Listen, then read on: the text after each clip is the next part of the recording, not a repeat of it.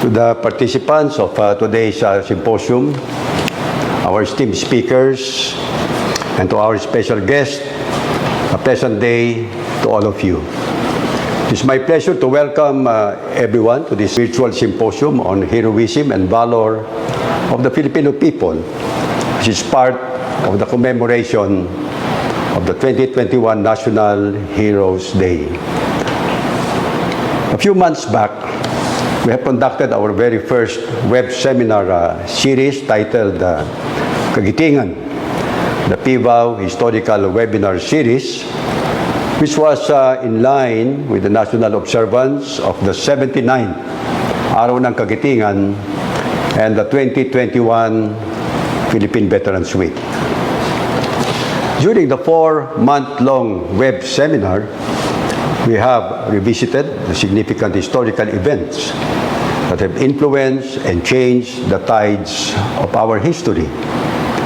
With the active participation of our audience and the eagerness of our speakers to share their knowledge, we can confidently declare that it was truly a productive and worthwhile undertaking. The participants' clamor for more information during the open forum also proved that we do not lack interest in learning about our history. We only need to create more opportunities where history is presented in a more interactive manner. Thus, we proudly bring to you this virtual symposium this afternoon. We have invited revered lecturers and speakers to shed light to interesting topics we would be discussing today. Mindanao Death March, the lesser-known aspect in World War II.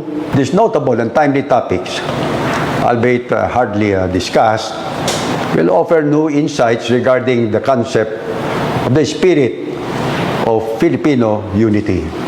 It will give us a fresh perspective of the true Filipino brand of heroism as our speakers will discuss parts of our history that are not much delved into. Let the retelling of the heroic deeds of our gallant veterans teach and inspire us to emulate the valor that they have shown in the face of distress and suffering. As we feed our minds by enriching our historical knowledge through our virtual symposium, may we also feed the flame of patriotism and valor in each one of us so that they may burn steadily and brightly amidst these dark times. Before I end, allow me to express my immense gratitude to our dependable partners in the preservation and propagation of the heroic deeds and selfless sacrifices of our veterans, to the scholars and historians who displayed admirable resolve and passion in educating the public, and to all of you who have joined us this afternoon. Once again, I welcome you all to our virtual symposium on heroism and valor of the Filipino people. Mabuhay ang mga veterano, mabuhay ang Pilipinas, mabuhay tayong lahat. Maraming salamat.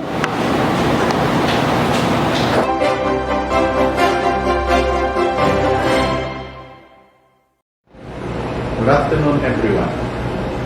Since the victory of Lapu-Lapu and his compatriots at Mactan 500 years ago, our history has been replete with stories of victory and humanity.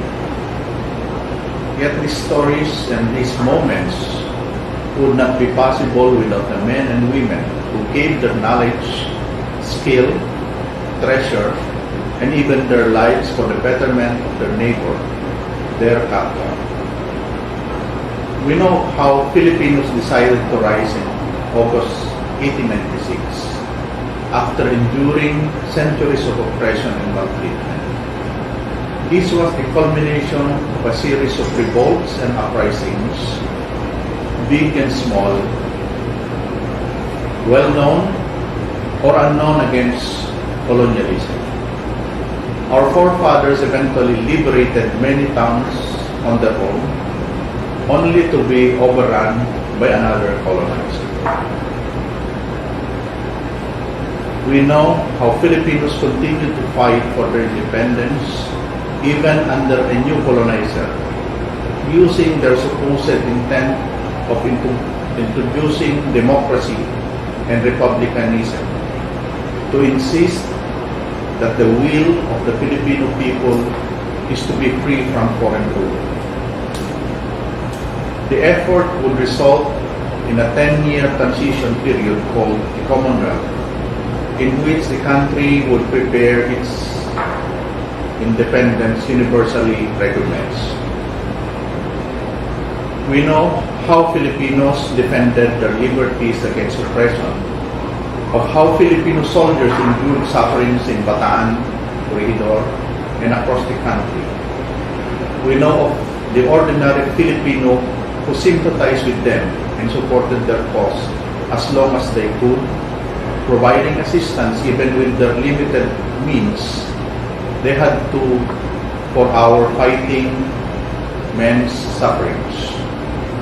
We know of guerrillas who left their communities and worked underground. Under constant threat of torture and death, they worked to gather information about the enemy and organize resistance groups to weaken them. We remember the heroism of our troops in Korea and the humanitarian services of our soldiers who served overseas to help other troubled nations like Vietnam, Congo, East Timor, Iraq, and many more.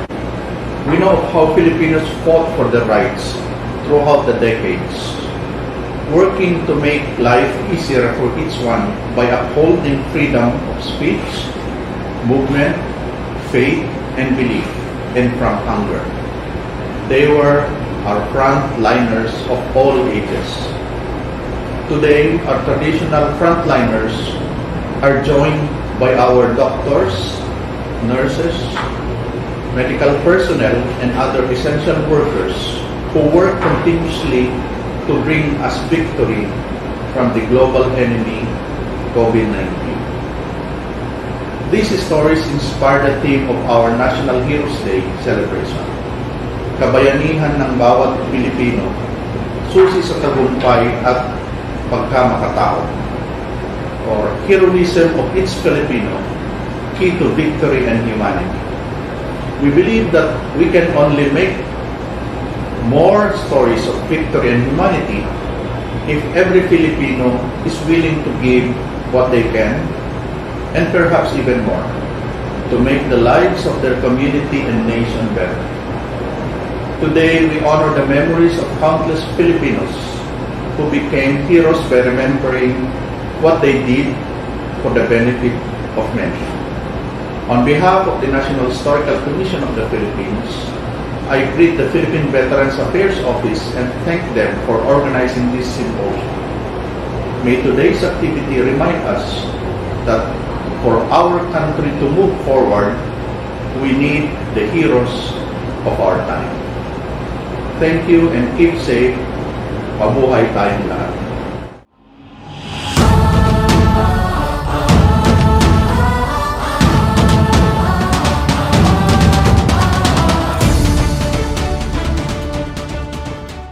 Let us welcome our speaker, Attorney Robert John I. Donesa. Attorney Donesa is a native of Butuan City in Mindanao. Presently, he is the college administrator of Baliwag Polytechnic College. He is a historian by profession and has taught history for 2 decades. He obtained his master's in history and Bachelor of Laws at the University of Santo Tomas and Bachelor of Arts in History at the College of Social Sciences and Humanities, Mindanao State University, Marawi City. This afternoon, Attorney Donesa will discuss the Mindanao Death March, the lesser-known death march in the Philippines. I am Attorney Robert John Donesa, as introduced. My topic for today is the Death March in Mindanao, invariably called the Mindanao Death March or the Dansalan Death March or the Iligan Death March. Be aware na I use them interchangeably kasi they refer to one and the same event. Before we start, I'd like to thank the Philippine Veterans Affairs Office for inviting me to talk about this topic. You see, pag sinabing Death March, the first thing that comes into our mind is the Bataan Death March right away. We did not know that there are other atrocities of war that took place other than in Bataan. For example, there was a death march in Mindanao. Thankfully, yan yung topic natin for today. I'd like to give a background first about the topic. During the World War II, there are two death marches that took place in the Philippines, and they were presented in the Tokyo War Crimes Trials as evidence of inhuman treatment to prisoners of war. These were the Bataan Death March and the Iligan Death March. So, dun sa wordings na trial, Iligan Death March ang ginamit nila. The Bataan Death March, which took place in April 1942, was an arduous 65-mile march from Mariveles, Bataan to San Fernando in Pampanga. And then from there, they took the train to Capas, Tarlac. The Iligan Death March, sometimes called Dansalan Death March or Mindanao Death March, happened in the 4th of July in 1942. It was a 25-mile walk under the scorching heat of the tropical sun from Dansalan, which is now called Marawi, to the city of Iligan. While the Bataan Death March was widely known in dignity to the prisoners of wars, there seemed to be very scanty account on the Iligan Death March. When I was at Mindanao State University, I saw a book from the CSSH Browsing Library. Nakita ko doon na picture siya, St. Michael's College. This is where the Iligan Death March ended. Picture lang siya ang nakita ko. That was 20 years back. Walang way of knowing kung paano karoon ng Death March. Kasi walang naiwang narrative to that effect. Fortunately, with the advent of the internet and with the advent of online sources, may nahanap ako 20 years after na 4 American POWs na nag-participate sa Death March in Iligan. And then they were able to narrate their ordeals. They were Victor L. Mapes, Herbert L. Zing, Richard P. Beck, and Frederick M. Fullerton Jr. Unfortunately, wala akong nakitang Filipino narrative. Although there are at least 300 Filipinos who participated in the march. So after validating these primary sources, kasi they are online kaya medyo questionable ang kanilang historical validity, but cross-triangulating it with other narratives and then with some contemporary documents, we can prove, therefore, there is indeed an Iligan Death March. It is now possible to retell the story of Mindanao Death March for the present and the future generation. We ask first the question, what are the incidents of indignities, torture, and barbarities committed against the Filipino and foreign prisoners of war and civilians presented during the Tokyo War Crimes Trial? If you remember, the Tokyo War Crimes Trial were held between May 1946 to November 1948. Yung Philippine prosecution team presented and proved to the court at least 16 incidents of indignities, torture, and barbarities committed against the Filipino and foreign prisoners of wars, as well as the civilians. These are the list of the incidents. Number 1, syempre, yung Bataan Death March. Number 2, yung barbarities and atrocities committed sa Bataan General Hospitals 1 and 2. The Camp O'Donnell atrocities, Iloilo Camp, Corregidor Fortress atrocities, Iligan Death March, Cabanatuan Camp, Gapan Camp, Bilibid Prison, Dapicol, Davao Penal Colony, Nichols Field incidents, the Yabas Road detail, Puerto Princesa, the bombing of Oriocomar, execution of 2 American flyers, and then Los Baños atrocities. All of these 16 atrocities were bundle of inhuman treatments of the prisoners of war committed against the Filipinos and the American prisoners of war during the World War II by the Japanese. Nagpresenta na yung Philippines. Number 1 pa lang, Bataan Death March, overwhelming na yung evidence.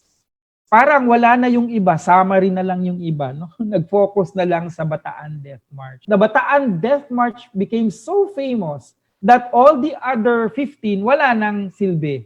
Sa number 1 pa lang na ebidensya, yung Bataan Death March, guilty na, so we don't need to proceed to the others. So nakalimutan na itong 15 sa kasaysayan. At kasama ang Iligan Death March or Mindanao Death March na nakalimutan. So how do we establish the existence of the Mindanao Death March? Majority of the primary sources used to establish the Mindanao Death March may only be found overseas.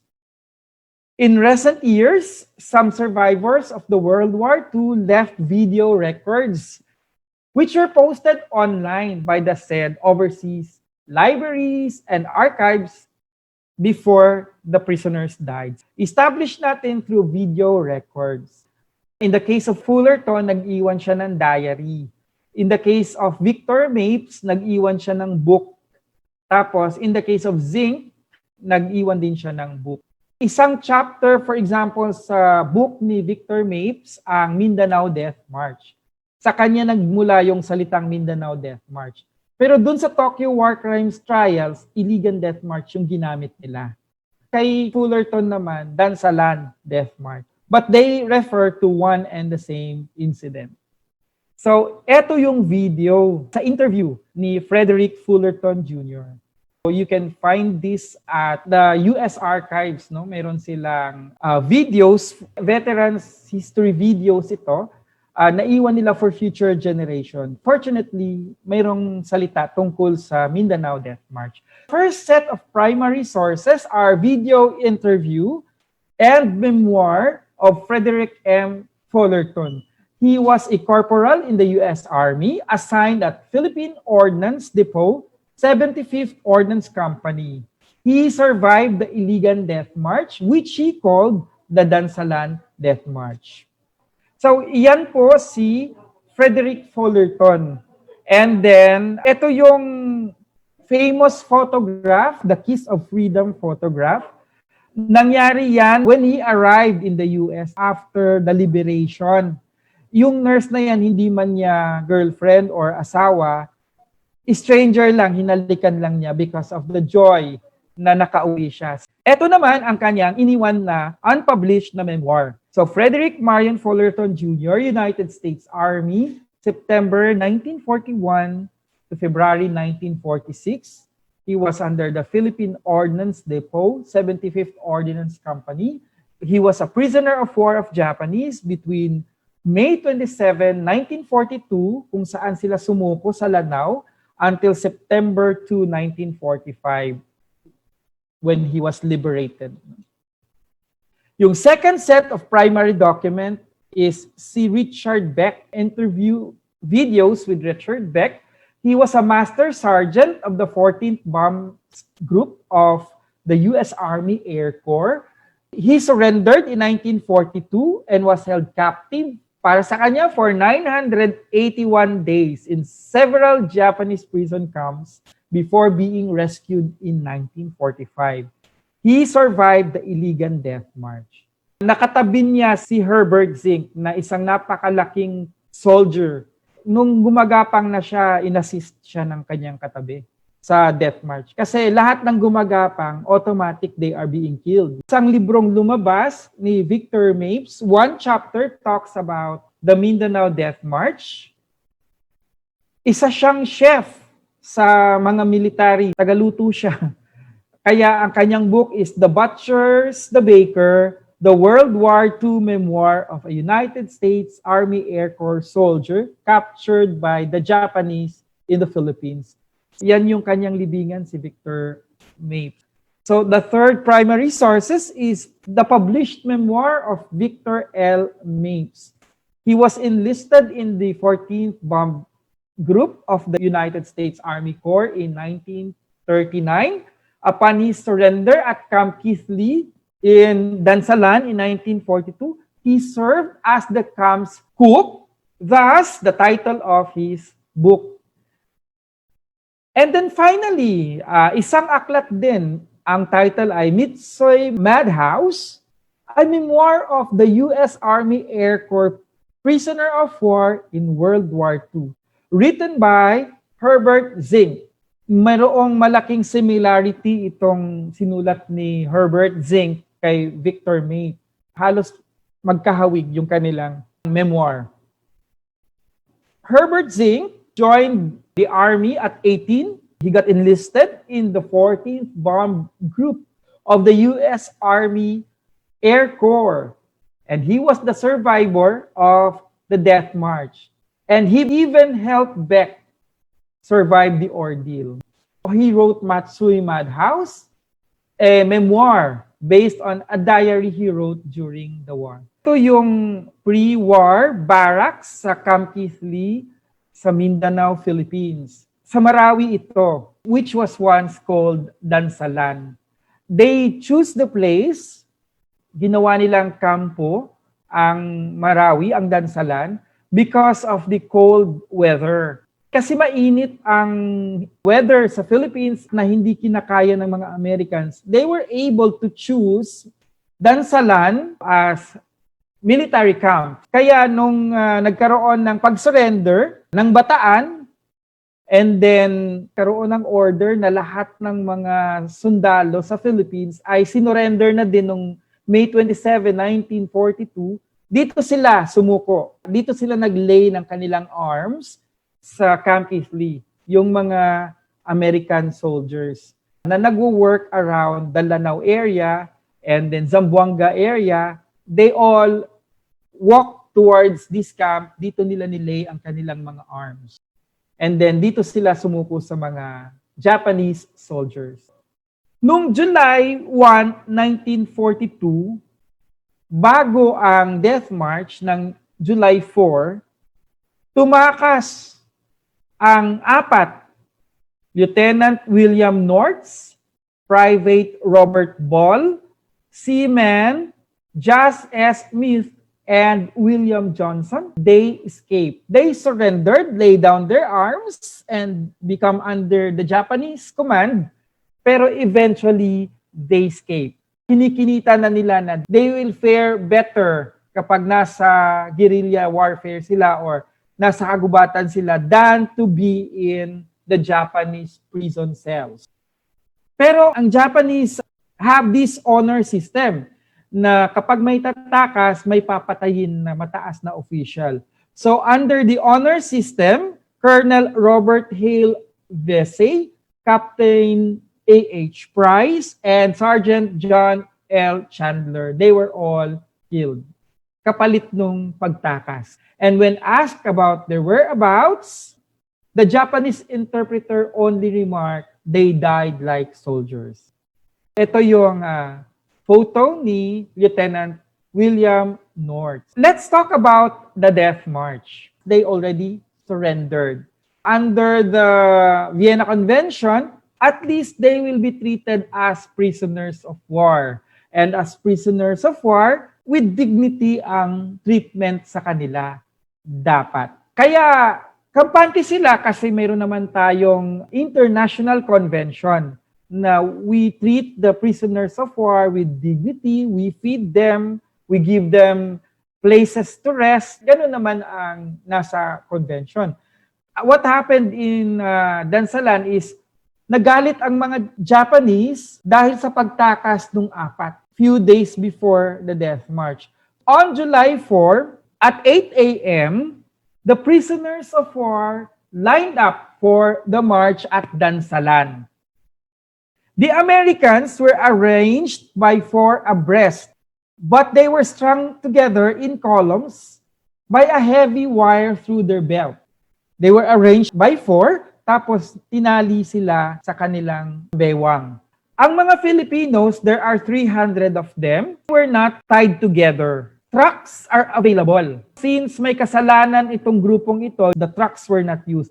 The Japanese rode the trucks. A truckload of Japanese soldiers with a mounted machine gun followed the prisoners, ready to shoot anybody who will try to escape. As the day progressed, the midday sun became unbearable. Without food and water, one by one, the soldiers fell down due to exhaustion. Those who fell were left behind. However, they were first shot at the forehead to prevent them from joining the guerrillas in case they eventually recover. They were really intended to be killed. Kaya siya death march. The Japanese were not prepared to house around 400 soldiers. Whoever are weak and dying, they are to be killed na. And alam ito ng mga soldiers. Kasi mayroon nang nagkwento sa kanila tungkol sa nangyari sa Bataan na nagkaroon ng death march doon. One of the Americans, si Childress, we only know him by the family name Childress. Sometimes in other documents, tinatawag siyang Kildrech. Nag-asawa siya ng Filipino at naging coconut planter siya sa Pagadian City. Pero nung nagkaroon ng giyera, sumali siya with the American. Pero technically, civilian siya. Nawala siya sa Lanao. Nasaksak siya ng isang Moro. Tapos itong si Lieutenant Ali of the Maranao Guerrilla Battalion, nakita siya and then tinurn over siya sa Camp Kithley kasi mayroong hospital and doctors ang Camp Kithley. However, naisama siya sa death march. Wala namang naiwan sa Camp Kithley. Everybody goes to the death march. However, he was not fit for a long walk. Nung nagmamarch na, instead na gumaling siya, the march had not gone far when he collapsed on the road. He had to be carried by 3 other prisoners wired with him. A Japanese guard brought Childress to the rear, and then a gunshot was heard. From the death of Childress, it became a death march. And since July 4 siya nangyari, it was mockingly called the Independence Day March. Ang mga Filipinos, they started very happy. Kinakantsawan pa nga nila yung mga Americans dahil hindi daw sanay sa lakaran. Pero wala naman silang saplot sa paa, no? And they weren't tied together. They consider it as parang ano lang, parang field trip. But since they walked barefooted, eventually the hot, rocky dirt road between Dansalan and Iligan under the blazing oriental sun burned their feet. Eventually, wala ding water. One of them started to crawl, no? And then, naiiwanan siya. Sinasaksak siya ng bayoneta para lumakad siya. But eventually, ayaw na niya talaga. So, after the Americans passed, kasi nasa likod ang mga Americans, nung makalampas ng mga Amerikano, he was bayoneted to death. There was some sort of a discrimination. Hindi siya binaril kasi sayang sa bala. Pinagsasaksak siya ng bayoneta hanggang sa mamatay siya. The Japanese guard, tired of prodding him to walk, bayoneted him. By the end of the day, according to Fullerton Jr., the Japanese killed 4 more Filipinos, including a medical officer with a Red Cross band on his arm. So that's according to Fullerton, 4 more Filipinos. Pero other sources would tell us na may 12 more Filipinos who were killed. Who were the casualties of the Mindanao Death March? We asked the question. So we have Mr. Childress, Kildrech, Major J. Naven, Lieutenant Robert Pratt, and then some 10 or 12 Filipino soldiers who were killed by bayoneting or shooting them. Si Major J. Naven ay isa sa mga nag-march na unfortunately may katabi siyang mga matatabang mga soldiers na kailangan niyang hilain with him. And then, yung isang medic nila, dala-dala pa yung mga medical books and other stuff na ayaw nilang bitawan. They were asked na to let go of heavy stuff, but they never did. So si Major J.J. Naven nahirapang mag-pull kasi nakatali sa kanya. Eventually, he dropped down and then nagdelirious siya. Binigyan siya ng water kasi sobrang uhaw. Sabi ni Mapes na wag mong inumin lahat, kalahati lang, pero ininom niya lahat. The water and over fatigue, nawalan siya ng malay, nagka-delirious siya. What they did was to bring him to the rear and then shot him at the forehead to prevent him from joining the guerrilla just in case ma-recover niya. Si Lieutenant Robert Pratt, siya yung accountant ng group. He was a young man. He was described na he was just in blossoming manhood. Anak siya ng minister. Accountant siya, marami siyang mga iniisip na accounting books kasi marami daw siyang pinirmahan na mga bagay na mas mahal kaysa actual price. So nagwo-worry siya all the time. But he died of exhaustion too. Namatay siya sa St. Michael's College kung saan ang death march nagtapos. Nilibing siya sa Catholic Cemetery sa malapit sa St. Michael's College sa Iligan. And then some 10 or 12 Filipino soldiers were also killed or bayoneted. Pagdating nila sa Iligan, mga 3 kilometers before they reached the city, kinalag na yung kanilang mga tali. Sa St. Michael's College, sila nagstay for 1 or 2 days. Sa first floor, 300 Filipinos. Sa second floor ng rickety building ng St. Michael's College, ang mga American soldiers. They were not given water. Uhaw na uhaw sila and then umulan. They tried to drink water from the rain. They were not given water. No? Buti na lang may puso dun sa gilid ng St. Michael's and then may nakiusap. Na-realize ng mga Japanese soldiers na mas madaling i-manage itong mga sundalong ito kapag nakainom ng water. Yung mga Filipinos, nagluto sila. Ang mga Americans, they call it the stinky salty fish. No? Nandiri sila dun sa mabaho daw na maalat na isda. Sa atin, bulad yun, no? Tuyo. From Iligan, they took the ship to Cagayan de Oro. And from Cagayan de Oro, they took the trucks to Malay-Balay Bukidnon to Camp Kasisang, kung saan pinagsama-sama ang mga American soldiers. Who were the survivors of the Mindanao Death March? The following are the American military personnel who surrendered in Lanao area.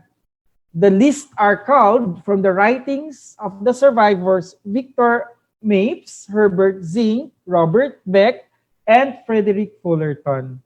Pasadahan lang natin sila. Army Air Corps from the 14th, 19th, and 30th Bomb Squadrons. Si Major Luther C. Hedger. Ito yung medical. He's from the 14th Bomb Squadron. He died on Sinumar, September 7, 1942, but he survived the death march in Iligan. Lieutenant John Doe, the 14th Bomb Squadron. Robert Ball, he escaped. He joined the guerrillas. He survived the World War II. Kaso he was not able to leave any narrative. Richard Beck, swerte ito, pero nagkaroon siya ng psychological trauma. He thought he will never survive the death march, kung hindi lang kay Herbert Zink. He's from the 14th Bomb Squadron. He survived the World War II. He left a narrative. Edmond Case of the 14th Bomb Squadron. A man named Cawthorn, he is the 19th Bomb Squadron medic. Sergeant John Chandler of the 14th Bomb Squadron, he was executed at Dansalan, Lanao, the day before the death march. John F. Clark of the 30th Bomb Squadron, he survived the death march pero he never left a diary or a memoir. Jerry L. Cotty of the 14th, unknown. Virgil E. Hafley of the 14th, whereabouts unknown. William A. North, 14th Bomb Squadron. He escaped, one of those 4 who escaped Dansalan. Pero nung nalaman niyang yung best friend niya ay pinatay, kapalit ng pag-escape niya, nawalan siya ng gana sa buhay. atake lang siya ng atake sa mga Hapon. He was killed in action. Nalunod siya sa Lake Lanao, September 11, 1943. A man named Contz, he is the 19th Bomb Squadron medic. McLaughlin, he is also a medic. Victor L. Mapes of the 14th Bomb Squadron, siya yung author ng The Butchers, the Baker. He survived. Sergeant James A. Palmer of the 14th Bomb Squadron, he died on Shinyomar in September 7, 1942. Peterson on the 30th Bomb Squadron.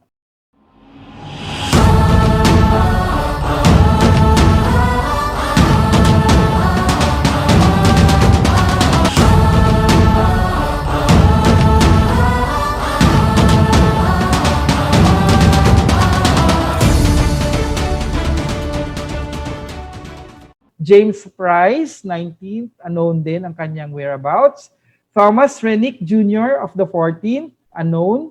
Herbert L. Zink of the 14th Bomb Squadron. He was transferred to Japan, author of the Mitsui Madhouse. He survived.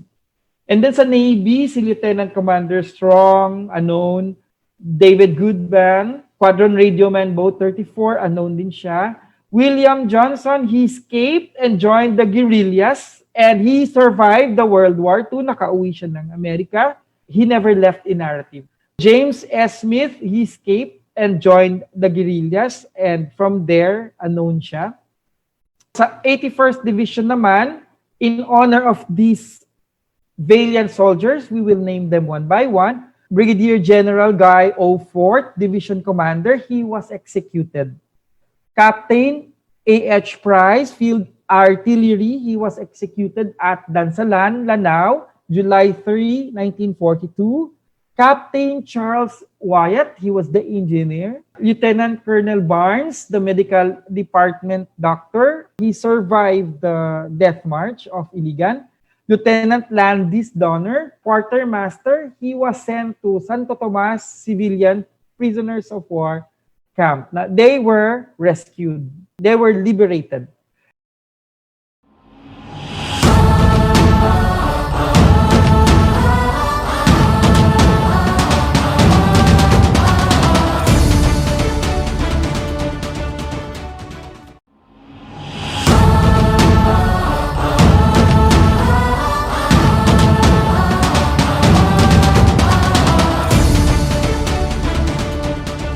Lieutenant Robert Pratt, finance officer, he died at St. Michael's College following the death march at Iligan on the 4th of July, 1942. Frederick M. Fullerton Jr., Philippine Ordnance Depot, 75th Ordnance Company, he survived and was able to give us a narrative. But unpublished, I read the narrative. Please do read it. Napakaganda, no? It will give you a hint of what really happened. 73rd Infantry Regiment, Colonel Robert Hale Vesey, Regimental Commander. He was executed at Dansalan, Lanao, July 3, 1942. Captain Stephen M. Biars, Executive Officer. Lieutenant Albert Chase, 1st Battalion Commander. He died on Shinyumar, September 7, 1942. Lieutenant Jack Laro, 2nd Battalion Commander. He died at Arisanmar, October 24, 1944. And then Lieutenant John Stephens, 3rd Battalion Commander. He also died at Shinyumar, September 7, 1942. 61st Infantry, si Colonel Eugene H. Mitchell, Regimental Commander, he survived. Major Richard Hill, Executive Officer, and then Captain Harry Katz, Regimental Staff, he died at Shinyomar, September 7, 1942. Lieutenant Donald Hanning, Regimental Staff, sent to Santo Tomas Civilian Prisoners of War Camp. Provisional Battalion, 84th Regiment, si Major J. Naven, Battalion Commander, he was shot during the death march. Sa Engineering Combat Unit naman, si Lieutenant John D. Stockenberg, Company Commander, he died on another ship, Arisanmar, October 24, 1944. To conclude, the story of the Mindanao Death March remained relatively unknown. As shown, it was a tragic story of the American and the Filipino prisoners of war who experienced undue brutalities and indignities. They surrendered, and thus, under the laws of war, they expected at least a civilized treatment from their Japanese victors. As to why they were treated that way, they were told that the Japanese were disgusted by the fact that they surrendered without a fight, contrary to the Japanese seppuku culture.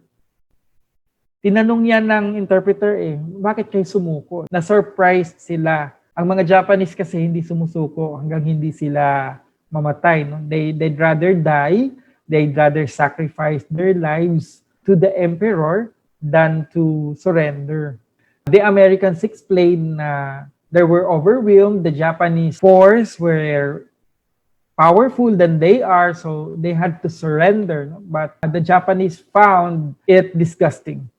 So during the Death March, the Japanese emphasized that their culture and traditions are superior and should be forced down into their enemies' throats for their own good.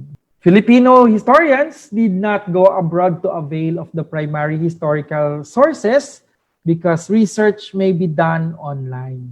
The same due diligence and tests are required in identifying primary and secondary documents, as well as accepting them as evidence of a historical fact. Triangulation of data is necessary to confirm the acceptability of online records and other sources as evidence to establish a historical fact. With that, I am now closing my discussion, and I am now ready for questions and answers from our audience.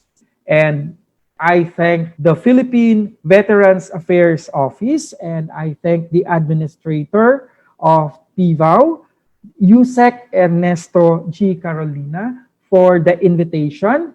And I hope I contributed something today in the history of the World War II, especially on the lesser known aspects of World War II in the Philippines. Thank you so much.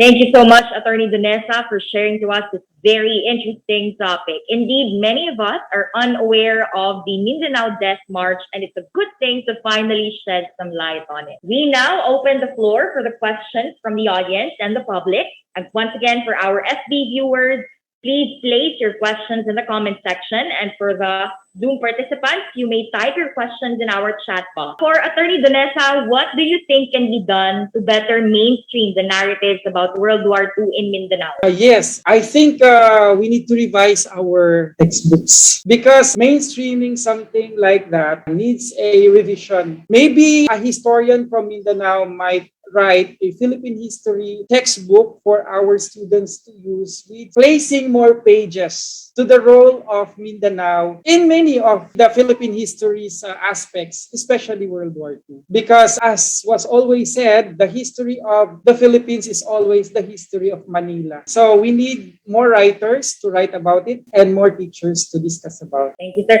Additional question po. Speaking of writers, sir, the next question says, sir, do we have published books on the Mindanao Death March? So, can you recommend books for sir? The Butchers, the Bakers, yung kay Victor Mate, one chapter there is exclusive on the Mindanao Death March.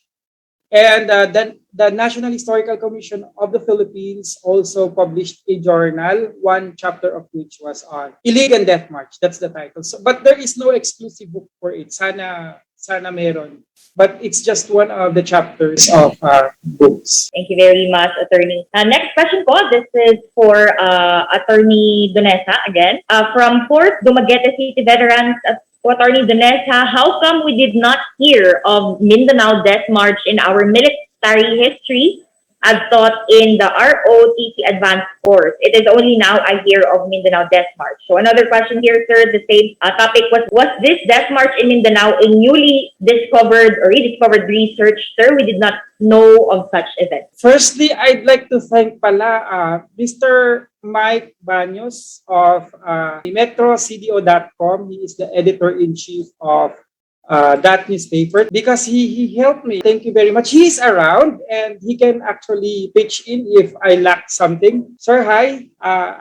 Why is it that it's not being taught? Because, as I said, the sources are from abroad and the 300 Filipinos, unfortunately, were not able to write something or did not live in narrative. You see, Filipinos are very oral people. We are not really writing so much. Make kwento to our future generation that we did this. Unfortunately, pag sinabi mong Death March, bataan agad, including yung may nag-message sa akin na ang lolo daw niya nag-Death March. Pero nung tiningnan niya yung listahan sa bataan, wala naman doon. So sabi niya, malamang dyan ang lolo ko sa Mindanao nag-Death March kasi kasama niya si Fertig o si Fertig nasa Mindanao. May nagme-message sa akin ng mga ganon. Tapos minimension ko naman na, can you give me the names of your lolo? Hindi naman nagre-reply na, so hindi na trace. Yung may lista ako kanina na mga survivors, it was them who traced each other.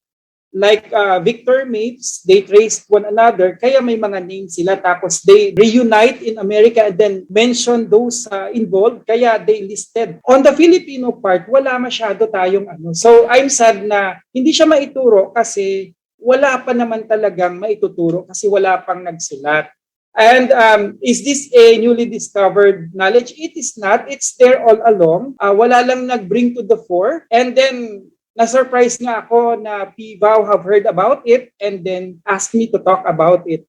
So it means to say na PVAW itself is aware of it and is exploring the lesser known facts about it. So eventually this will be the start and then baka in the future maituro na siya. Ayan po, so next question po to Attorney Donesa. Attorney, why are there no records of the names of the Filipino casualties? Extant records only mention you as casualties. Yes, because the Filipinos did not write about the Death March in Mindanao. And then, yung mga taga Mindanao, taga Iligan din, naghahanap din ng kanilang mga ancestors. Walang naiwan. I mean, walang records. Hopefully, as I placed it on the web, I was encouraging people to actually identify themselves and their lolos kung may kwento. Wala pa talaga sa Philippines. Sayang. Si Lieutenant Ali lang ng the Mindanao Guerrilla Battalion ang nabanggit na klarong pangalan. All the others, wala lang. They become background, sabi nga ni Yusek. Parang dekorasyon lang sa stage. Ang artista talaga, ang mga Amerikano. Ang play talaga is the Americans and dekorasyon lang ang mga Filipinos, mga bystanders. Lang sayang talaga. I was trying to read between lines para yung cracks in the parchment curtain na sinasabi na we bring out the Filipino story through the narratives of the Americans. Pero sayang, wala talaga, wala kang mahanap. No? Parang blind spot talaga yun sa Filipino side. So yung nagtanong, help us, you might be the key to this issue. Thank you. Thank you very much, sir. Another question po, Attorney Donesa. Why call Mindanao Death March? In Mindanao, it must refer 10th K-hole of Mindanao. Why are we not observing this march like Bataan Death March? Yeah, hindi siya kasi pa-known. It was called Mindanao Death March because the soldiers who participated in the Death March comes from Lanao Sur, Zamboanga del Norte, Zamboanga del Sur, Lanao del Norte, and they were on their way to Camp Kasisang in Malaybalay, Bukidnon. And it involves many provinces, not just Iligan or Dansalan. So it was called Mindanao Death March. And why was it not celebrated? Because it was least known, that's a lesser known. And then July 4 kasi is also the Independence Day. So na-overshadow siya sa celebration ng US and others. So wala talaga siyang ano. But hopefully, I wrote a letter na to St. Michael's College of Iligan, and I wrote also a letter to the National Historical Commission of the Philippines kasi gusto kong palagyan sana ng marker ang ang St. Michael's College at saka Camp Kithley sa Lanao del Sur. And then sabi ng NHCP, they will study daw pa. And then nag-acknowledge naman ang St. Michael's College na kung mabigyan sila ng marker, aalagaan daw nila. And from there, they can celebrate na. Kasi it's also a pride of the place that Mindanao has a death march. Historical pride din ng place, no? Na ang kanila palang mga ninuno kasintapang din sa Luzon. Thanks! Thank you very much, sir. Thank you for answering the questions. And I think that's it for all of the questions from our Zoom participants and the FB viewers.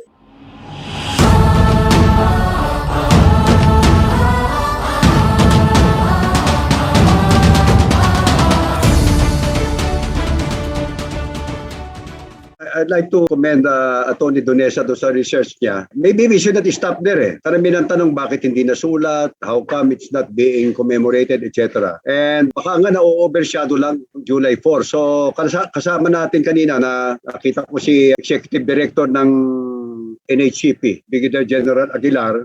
That's the first step eh. We can work out using yung narrative ni Atty. Donesa. I think the narrative of Atty. Donesa is already, documented na yun eh. Kasi if you Google it, you can find it. We have, I think, enough evidence and materials to secure a certification from the National Historical Commission that indeed the significant historical event during World War II happened. Yun ang basis to request for a marker, tablet na inilalagay ng ano.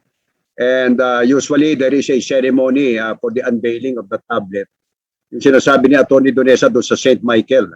Siguro, Atty., we can work together to make that happen. Susulatan lang natin siya. No? I'll be meeting Chairman Escalante of NHCP this Araw ng mga Bayani. No? Duty yun eh. We're going to have a wreath laying at the libingan ng mga bayani. I'll take that opportunity to bring this up to him. But together we can collaborate so that we will use your narrative as our basis to request from the National Historical Commission the required certifications that can be used as basis to put up a marker at the St. Michael.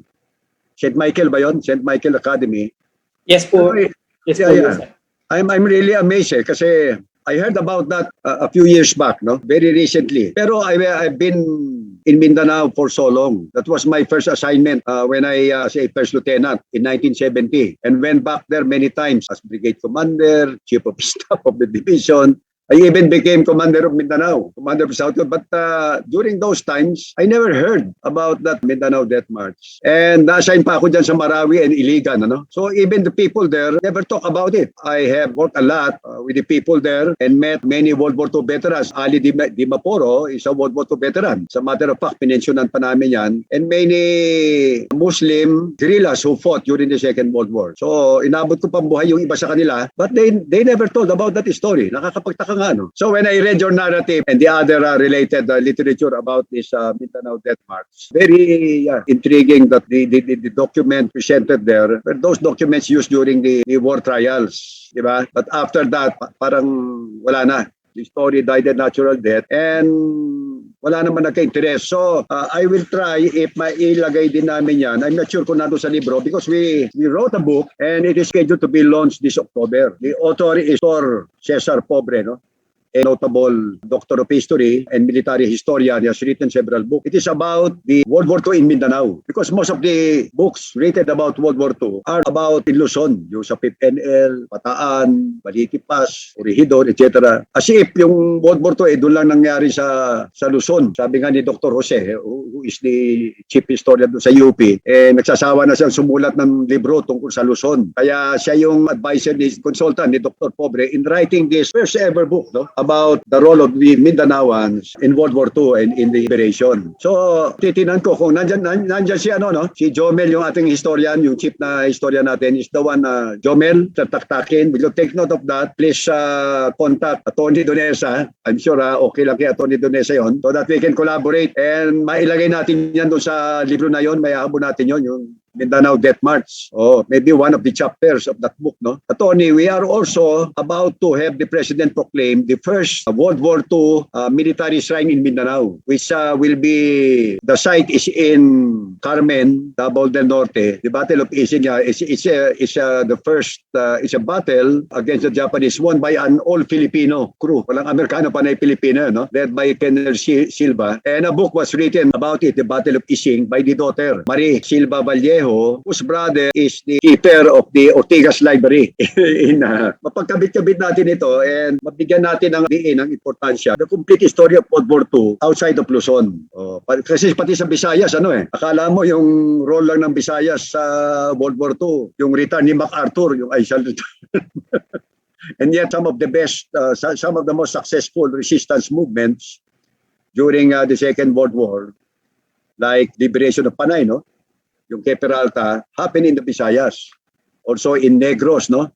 In fact, natapos na ang gera, nag-surrender na si Yamashita, nagkegera pa sa Negros. Yeah, because Yamashita surrendered in September 2, but yung Battle of Patag in Silay, Negros, was still raging in September 17. And that is, the pride of the people of Negros. Pero sila lang nakakaalam kasi walang nagsulat. So we're also putting up a military shrine there. Okay, so I hope we can collaborate, Atty. Donesa, so that we can, add this among the source of national pride, no, sense of national pride that our citizens should have. Thank you, Attorney. Yeah, we'll see more of you. Thank you very much, Yusek. And that ends our open forum for this afternoon. Thank you so much, everyone, for participating in our Q&A and for sending in your questions. We are also grateful to our speakers for the valuable insights they have shared with our virtual audience. At this juncture, we will be having a virtual awarding of certificates of appreciation to our dear resource speakers for their active role and participation in the success of this virtual symposium. Allow me to read the citation. The Certificate of Appreciation is hereby awarded to Attorney Robert John A. Donesa for generously sharing valuable knowledge as a speaker during the Symposium on Heroism and Valor of the Filipino People held on August 24, 2021. Signed, Undersecretary Ernesto G. Carolina, PVAW Administrator. Now, before we end this program, we request everyone to please turn on their cameras for the picture taking.